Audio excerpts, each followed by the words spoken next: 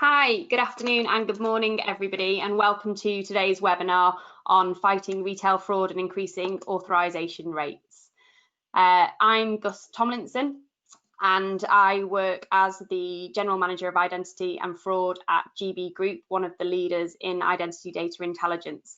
And I'm thrilled today to be joined by two experts, Matthew Furno from our subgroup of Logate, and also Spencer McLean from one of our partners, Ekata. I'll hand over to both of them to give an introduction and also a bit of background on Logate and Ekata. Matthew, over to you. Thanks, Gus. So yeah, Matthew Furno, Commercial Director at Logate. So in a nutshell, what does Logate do?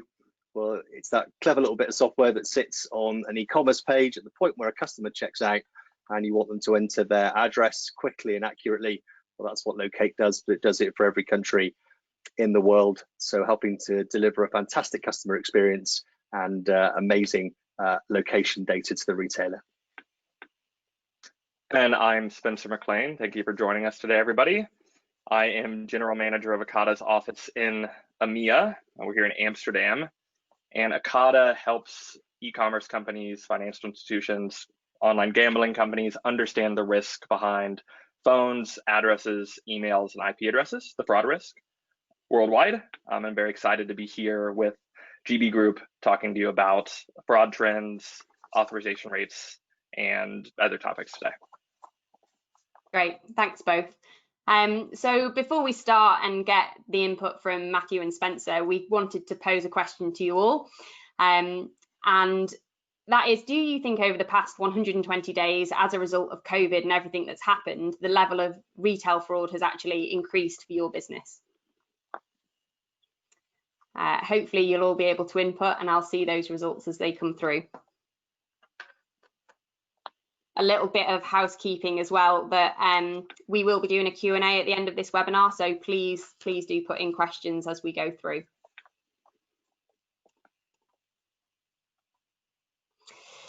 So interesting, yes being the answer. Something I've seen across social media, publications, and from a lot of the analysts is this rise of fraud, but actually I'm gonna hopefully bust a few of those myths in terms of increased fraud within the e-commerce world, and Matthew and Spencer will help me do that. First of all, if we can hand over to Spencer to give you a little bit of background on that evolution of fraud within the e-commerce sector. Thanks, Gus. So I want to start with a framework that we talk about a lot at Ekata, and that's really the evolution of fraud over the years and what we call the fraud 1.0 era. And this really started, back when Amazon started doing business back in the 90s. The fraud checks that were available were address verification. And it's not an accident that they were the first thing. That's what data was available at the time because the credit bureaus had that data.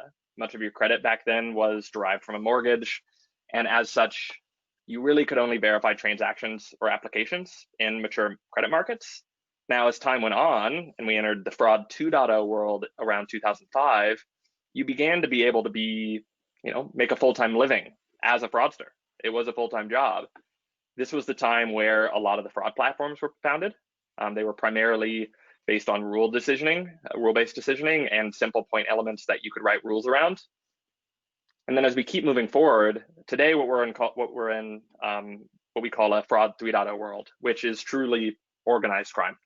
Cloud computing is mainstream. Fraudsters have immense computing power at their fingertips for free, not twice as much, not 5 times as much. They have an order of magnitude or two more computing power. They don't just go, run a few stolen credit cards through they bought on the dark web.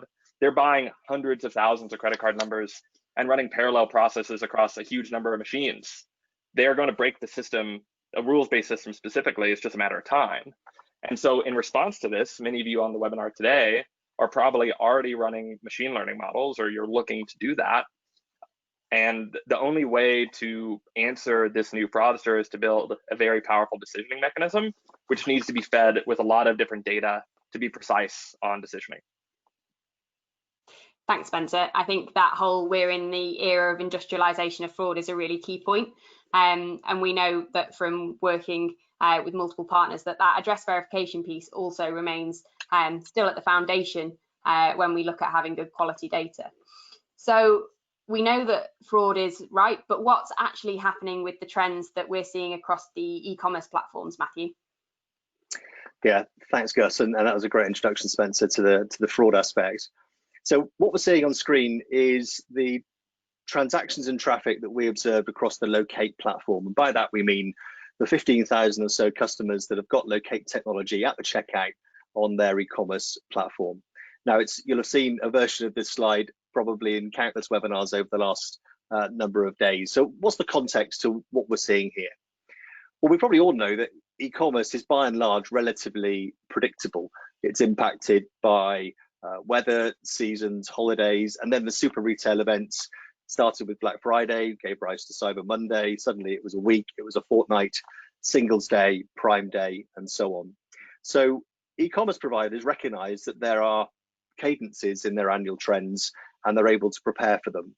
And in preparing for them, they know that those spikes, those surges of activity, firstly, they're predictable, and secondly, they know that their platforms are going to run white hot, that logistics are going to be tested to the limit.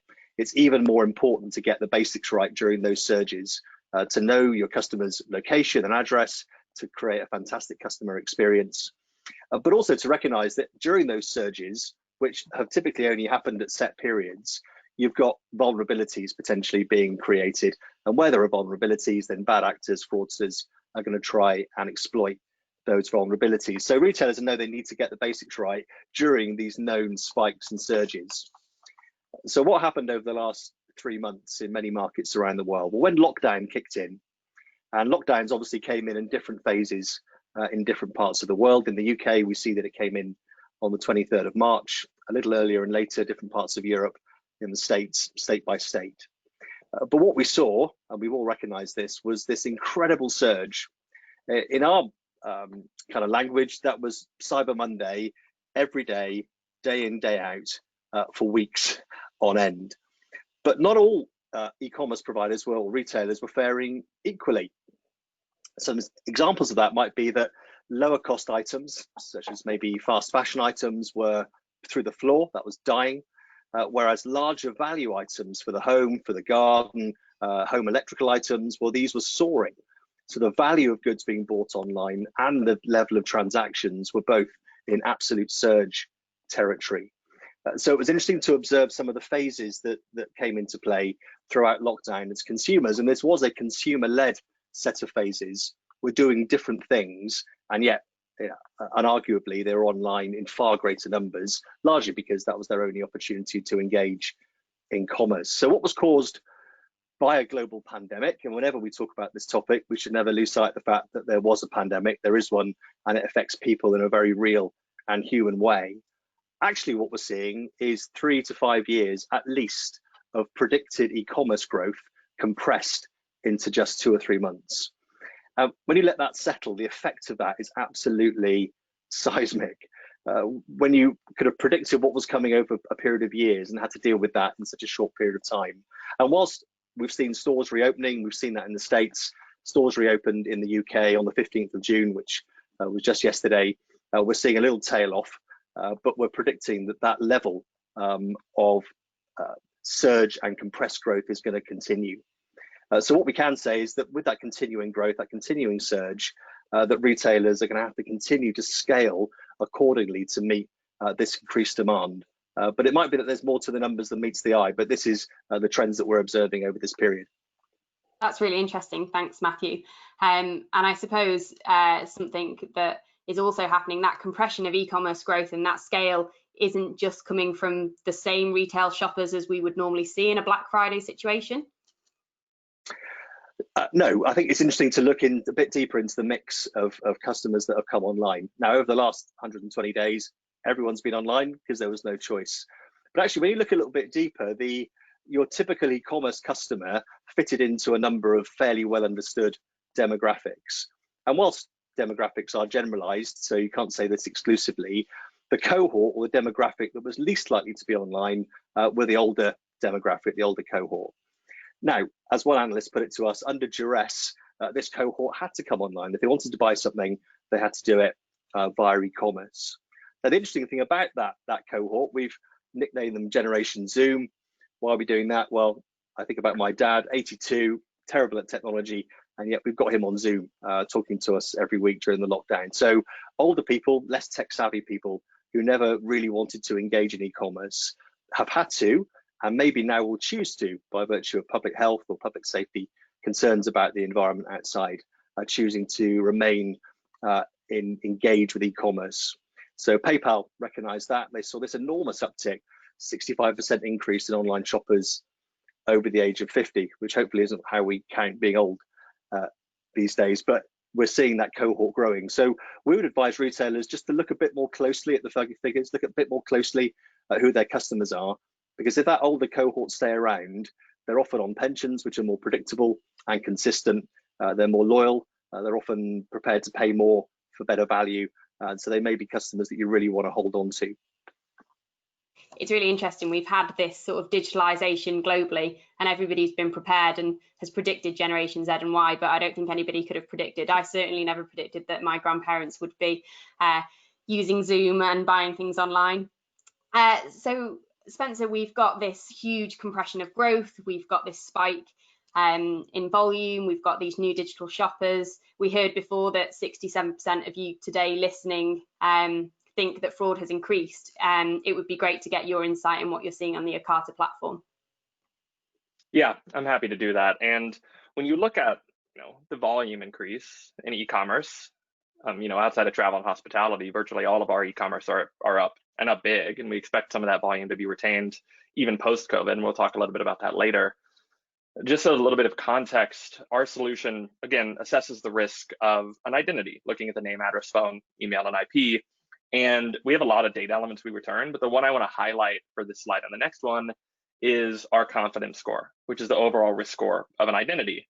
And what I want to challenge a little bit is, while the overall fraud rate in terms of pounds or dollars or euros or whatever metric you want to look at, while the overall fraud amount is going up, the percentage of fraud during this time is likely going down. And what we're seeing here on this slide is our average confidence scores globally across the last 4 or 5 months, and you can see the overlay of different events. So as time goes on, and we get on average the confidence score is around 310, 320 pre-COVID, but then once the world realizes that the pandemic is real and we do need to go into lockdown and we can't just keep ignoring it, what we see here is that the average risk of the users we're seeing in our system goes down significantly. The average score after New York City shuts down on March the 22nd is around 270 points, and that goes down from a 0 to 500 scale. I mean, we're losing about 50 points on average, which is about 10%. And so if you look at your fraud rate, if you're a merchant and you're looking at your fraud rate, your average fraud rates are likely going down, like in terms of percentage of overall transactions, or percentage of pounds that are running the platform. And that's a key takeaway that we want the audience to walk away from this webinar with, is that just because volume's up doesn't mean that you necessarily are experiencing a lot more risk. And when we look at that Generation Zoom, that population is incredibly loyal. And if you're able to give them a good customer experience while mitigating your own fraud risk, which you have to do as part of your business, but if you're able to give them a good customer experience, they will stay loyal to you. And a lot of them will continue shopping online. They'll embrace the convenience of online shopping. And that's just something you should think about. And when we overlay the average scores over the holiday season on this next slide, which is a period of great spikes that we'll see, that a lot of retailers see every year, you can see that here in orange is our COVID traffic, that same graph, just spread out a little bit more, and blue is Black Friday and Cyber Monday. You can see the clear spikes on the right side of the graph downwards. The risk level we're seeing during COVID is similar to what we see in the holiday season, which again is probably something you're familiar with as a retailer. A lot of retailers we know ease their rule sets during the holiday season to deal with increased volume, and that's something that you might want to do during COVID. But stay ever vigilant. Fraud is still out there, and when we're looking at that fraud 3.0 metric that I shared earlier, the fraud attacks are getting more and more sophisticated and rely on more data, both internal and external, to really make accurate decisions. Fantastic, thanks, Spencer. I suppose then what I'd like to do is pose another question to the audience and kind of say, we are in this world where every transaction matters. We've got new generations shopping online. We've got higher competition with more people than ever selling goods online. What are your investment priorities over the next 12 months? Is it customer experience, fraud reduction, or are you finding that in your plan you've got that balance of both?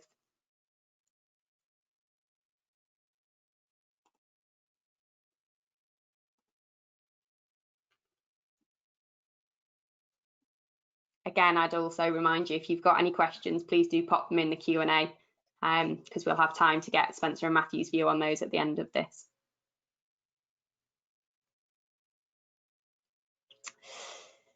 Great. So actually, it's customer experience or both, which is really fascinating. If we look to a study actually that Ekata did, that reaction of making sure that we both have the demand of consumers having the frictionless experience, but also trust, is front of mind. So really, really interesting that 54% of you are saying that getting that balance between friction and fraud is key. Spencer, it would be really good to kind of get your view on that challenge in terms of balancing friction and fraud. Yeah, and it is the classic conundrum, and I'm really refreshed to see those survey results, because a lot of the times when we talk to retailers, they're so hyper focused on fraud that they're not cognizant of the fact that they may be declining good customers. Later in the presentation, we'll be sharing some practical recommendations on how you can track that I think you'll find valuable. But again, with the generation Zoom and just customer experience in general is paramount, because the options that consumers have is just staggering, and brand loyalty doesn't happen by default. You don't have a monopoly on the goods you're selling typically, and so you need to treat your customers right, both upfront with your fraud prevention strategies, and then downstream with customer service, shipping. I mean, virtually everything you do needs to have the customer experience in mind, and I'm glad that the audience already agrees with that. Right. Okay, so if we look at the situation we're in and we go to kind of the challenges that we face in this world of making sure you've got this fantastic customer experience, but also you're stopping any of the bad transactions and also bad behaviours. Matthew, what's the key challenge that we're seeing across our e-commerce customer base from a Logate perspective? Yeah, I think thinking back to the previous slide, that 92% of customers are demanding a friction-free experience. I'm just amazed that there's 8% that don't want a friction-free experience. My experience, everybody wants to be able to get through their online journey in the quickest, easiest, and most convenient way for them. But ultimately, what's the customer's perspective? Well, if we think about our view of that, a customer comes onto a site, they want to buy a new pair of trainers or something for the home, they care about the choice, the selection, and getting through that process as quickly as possible, then they're excited. So what needs to be right is the data that's going to underpin fulfilling that customer experience. And I think right at the top, Spencer was talking about how the fraud journey started with an address, and the address still plays an absolutely critical role in fulfilling the customer expectations. You buy something, you need to know where that customer is so that you can deliver to them.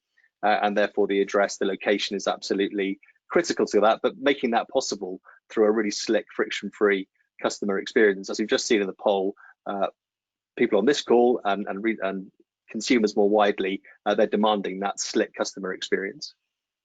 Absolutely. And Spencer, that key challenge for Ekata and customers? It's really about understanding new customers, right? So let me pose a scenario. You have, you're an electronics retailer and you encounter a new customer. That's great, right? But they bought a 5,000 pound flat screen TV. Like, how do you know that that's a good customer or bad if that customer has no history with you?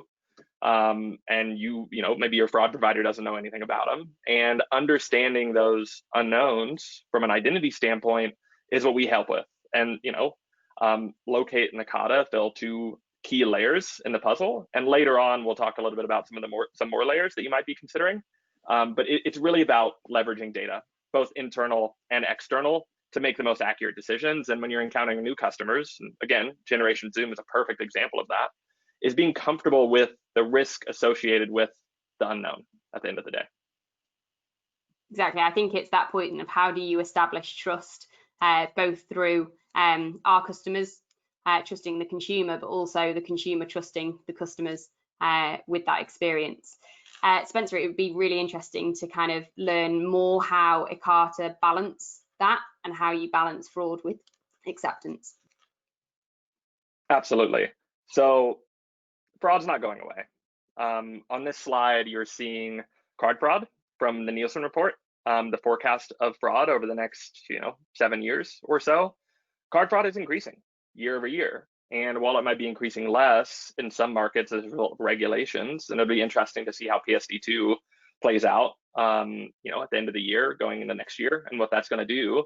But the reality is like these fraudsters are going to find a way through, and fraud is going to go up constantly. And while all of us on this webinar are more interested in customer experience, which is great, and I think that's a really positive thing, you still certainly care about maintaining your metrics and keeping your fraud rate low. And so on the right side of the slide, you see what we at Ekata view as one of the final frontiers of business problems in the industry, which is, hey, if you're a retailer and you sell in-store and you sell online, 98% of your in-store transactions are authorized by your issuer, and only 82% on average globally are authorized by your issuer for card not present transactions. And the reason why that is because just like you, the merchant, might have fear of the unknown, the issuer does too. When I moved to Europe, I got so many declines on my American credit card because it wasn't normal for me to be buying, 500 Eurostar tickets to go from London to Amsterdam. It wasn't normal, and so my issuer declined me. And so a big thing we're seeing in the industry is this shift of risk assessment from post-authorization to pre-authorization. And a lot of that is, one, to improve the customer experience, because it gives you a lot more options if you do that prior to authorization. You can do a lot of interesting dynamic things by understanding risk at various stages of the journey.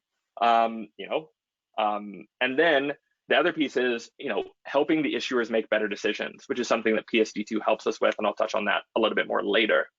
On the following slide, I just want to dive a little bit into false positives.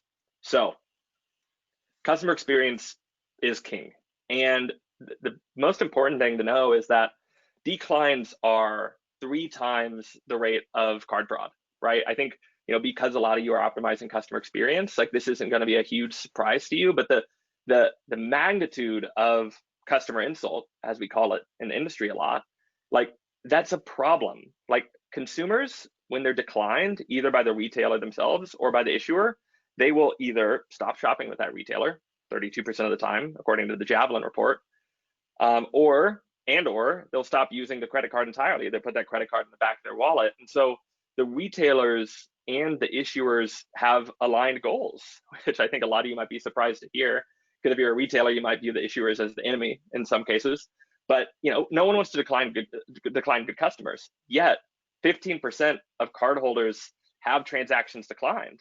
And so, how can I mitigate this strategy as a retailer? And really what it boils down to, and if you're investing in customer experience, you're probably already doing some of this, but tracking your declines and understanding, hey, are there any good customers in there? And there's a few ways you can do that I'll touch on briefly before we move on.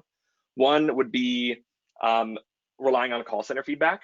So, if I buy something from ASOS, for example, and it's declined, I might call in because I want to get that product. And if the call center feeds that data back to the fraud team, you can use that as a feedback mechanism. 2 would be use your manual review team, if you have one. Put more senior agents on the rejected orders and review those again to try to save some of those transactions. And then 3, if you have an appetite for it, you can create a control group, which means taking a subset of your rejects and accepting those and seeing what happens, seeing what percentage of those return to fraud. It's an expensive strategy, to be sure, and it opens you up to some chargeback risk. But ultimately, what Logate and Ekata agree on is that having good data is key, and having good outcome data is just part of that. And if you're not thinking about your false positives, you're not going to be able to properly invest in customer experience. And that's something that we would like you to consider. Great, thanks, Spencer. I think it is that point, absolutely, where data tells a story, and we see it across location, across identity, and across fraud, and that the more data you're feeding back in, the better output you're ultimately going to get. And that kind of leads me on to your next point, which is around that data sharing ecosystem between the merchant and the issuer response. Yeah, so ultimately, when we go back to that authorization rate problem, the 82% card not present versus 98% card present, the core of that issue is because very little data is shared as part of the authorization message. The rails were not built for card not present transactions. They were built for card present transactions, and virtually nothing is passed down, right? Your issuer, assuming that the transaction doesn't go to 3D Secure, which we can touch on briefly, but your issuer is only getting, the amount of the transaction, the merchant ID, the expiration date, maybe the CVV if you're accepting that, and very little else. And so they make decisions. The issuers make decisions based on the history of the account, the behavior of me as a consumer. And so now that I'm living in Europe, yeah, I can use my American card all the time because Bank of America figured out that I live here. Although in Amsterdam you can't use Visa cards or MasterCards very much, but that's a separate thing entirely. Versus as a merchant, you have so much data. You have an incredible amount of data, very rich data that you can make decisions off of. And you should really embrace that data and really understand it, both internally and externally. And then if you consider now starting to assess a risk pre-authorization, you'll be poised to help these issuers make better decisions once PSD2 is rolled out and adopted more broadly. Because basically, PSD2 allows you as a merchant to work closely with your payment processors and pass down your recommendation to the issuer. Is this transaction good or bad, in the form of the transaction risk analysis as part of PSD2? And so this will be a long-term benefit that you can realize as a merchant if, one, you invest in a strategy that leverages data, and two, you invest in a strategy where you make decisions pre-authorization that requires you to partner with people that are able to give you intelligence in under a couple hundred milliseconds, so you can still maximize that consumer experience at the end of the day. Absolutely. I think that a strategy that invests in data is absolutely key. And I think when we look at data holistically as GBG, it's not just one type of data as well. And it's not just one type of partner or one type of technology. It really is getting that holistic approach in terms of how you approach a problem and making sure you've got all of the different pieces. It would be great to hear from both Matthew and Spencer actually in terms of that holistic ecosystem. And maybe Matthew, if we head to you first in terms of the role that location plays in that. Yeah, so we see that location, if you looked at the graph as a build, the foundation stone, as I might put it, of location, it's the thing that the customer is likely sharing with you if they've ordered something tangible to be shipped. So you need that address in order to be able to fulfill customer expectation. But it gives you that starting point, that foundation slab, in order to start building additional characteristics about the customer. And at the point where the customer is revealing the things that you need from them and they're willing to give in order to complete their transaction, whether it's their mobile phone number, their email address, their physical address, and are appreciating that Loqate's able to ensure that that information is valid, accurate, and good to use. At the same time, in that pre-authorization mode, we're able to start using that data as the way to build up that rapidly calculated but real-time pre-authorization check. So we start with the Logate piece. I think that's why Ekata and Logate work so neatly together. But of course, then we see this rules-based approach that builds up from that starting point of location. Exactly. And then Spencer, the entity relationship graph, where that steps in. Yeah, so ultimately fraud prevention requires a layered approach. And I think it's doing us a disservice if we just call it fraud prevention, because these layers can also help you identify good traffic, right? And so, it's not normal when you think of Logate helping normalize and standardize addresses and make sure things are deliverable. It's not normal for, someone to order a pair of trainers 100 times at the same address, but there might be minor permutations in that address to, get past velocity checks. And that's where data cleansing comes in, right? And then as you go up, there's other layers. You can think of fraud prevention and these layers as like Swiss cheese, if you will. Like the Swiss cheese has these little holes in them, and the fraudsters are going to find those holes. And the more layers you implement, the more you're going to be successfully be able to block those people. And so for us, when it comes to the entity relationship graph, it's understanding how different data elements are tied together. And so you're probably doing this internally with different orders, right? You might have the same credit card number across multiple orders. You're looking at how that graph compares to each other. And so Ekata is another example where we help people understand how names, phones, addresses, emails are tied together globally. And so, when you think about your fraud prevention strategy and your customer experience strategy, look for partners that are able to help you both identify fraud and good customers, and make sure that you implement enough layers that you're going to be able to optimize your KPIs to the levels that you're comfortable with. That's great. Thanks, Spencer. I think if I kind of reflect back on what you and Matthew have both talked about, it really comes to making sure you're using that data, sharing that data with the right partners to get the right results, and really importantly, taking that layered approach and making sure you're not just focusing on fraud, but how that data and how that technology can make sure you've got the best customer onboarding experience and you're creating that trust with your customers. Really mindful of time. It seems to have absolutely flown.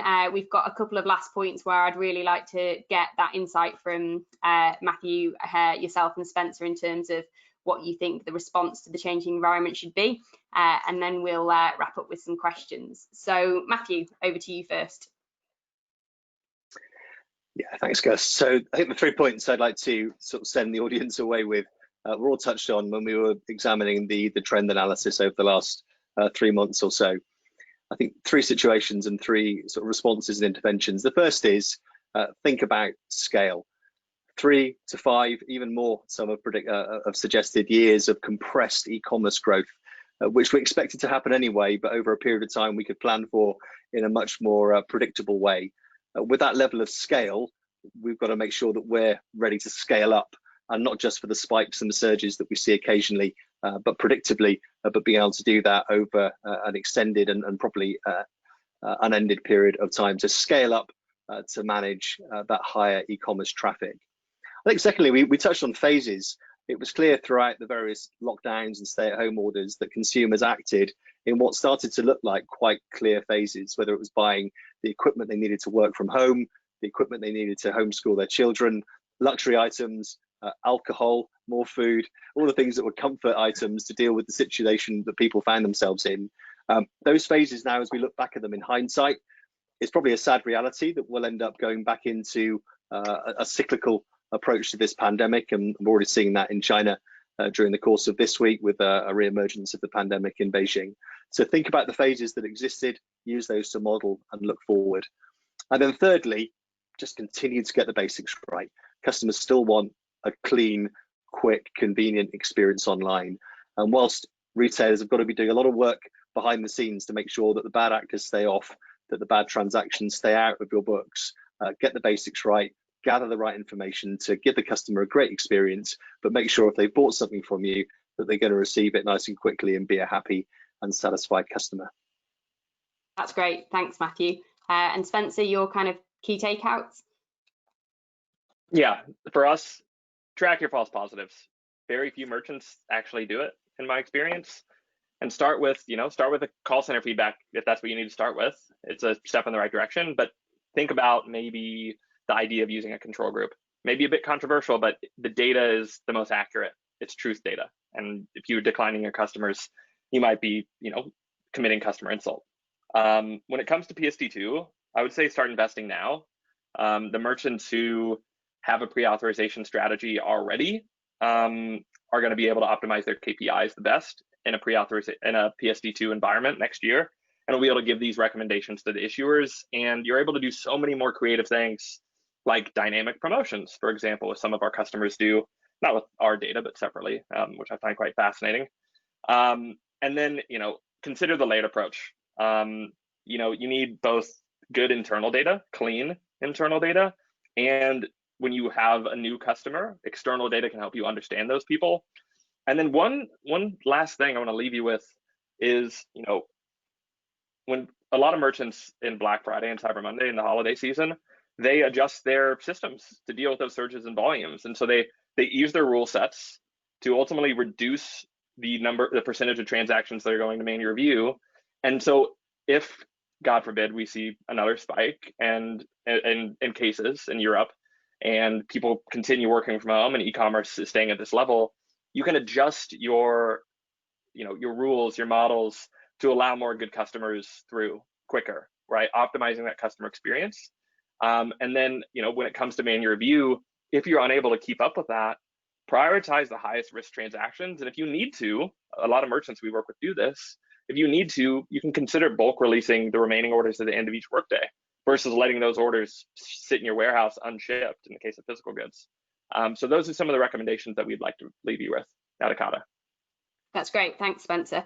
I think if I kind of sum it up, that need for easy, quick and convenient e-commerce with that layer of trust underneath. And I think from both of you today, making sure data is not just input into systems, but it's almost like we're listening to it, reacting to it and being proactive to any of these changes. I've certainly found that really interesting.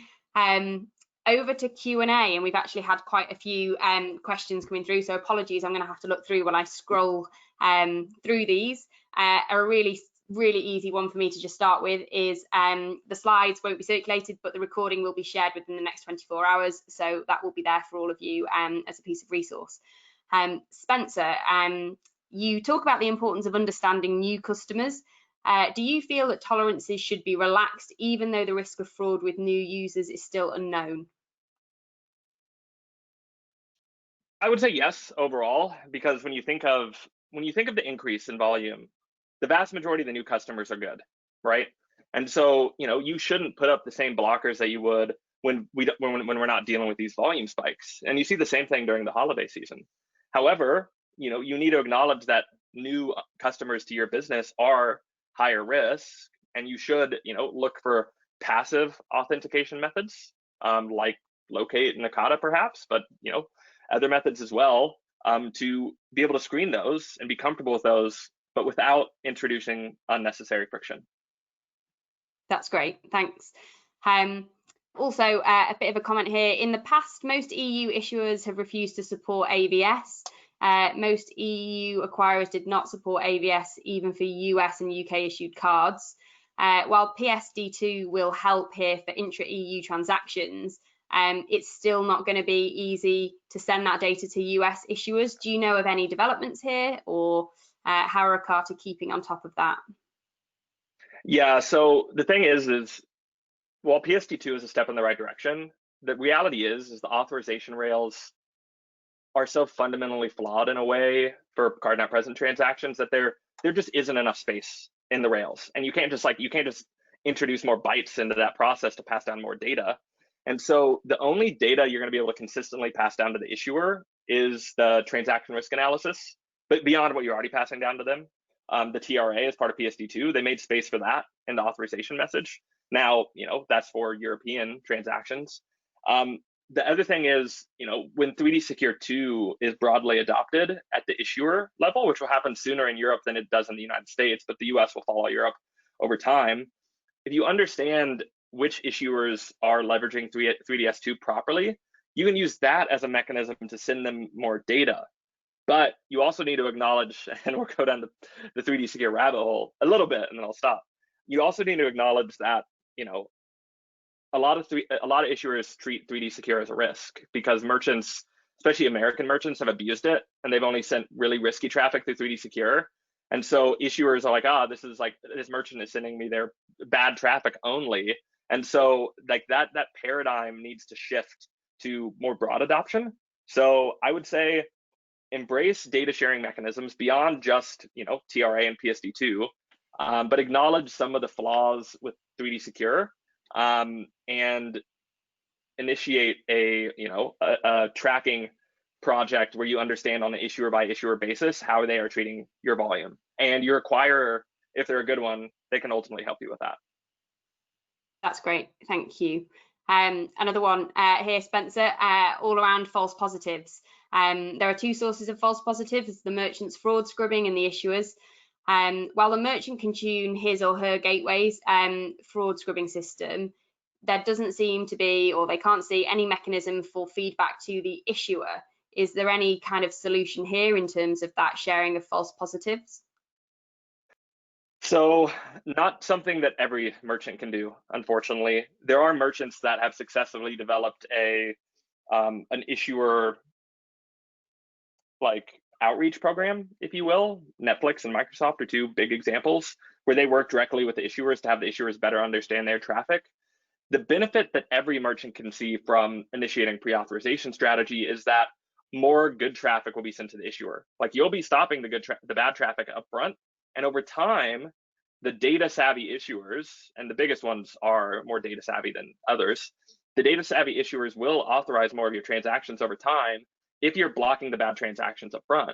But unfortunately, working directly with issuers is not a scalable solution, although the card schemes are working on cracking down on the use of do not honor, which will give, which is a decline code from the issuers that they abuse.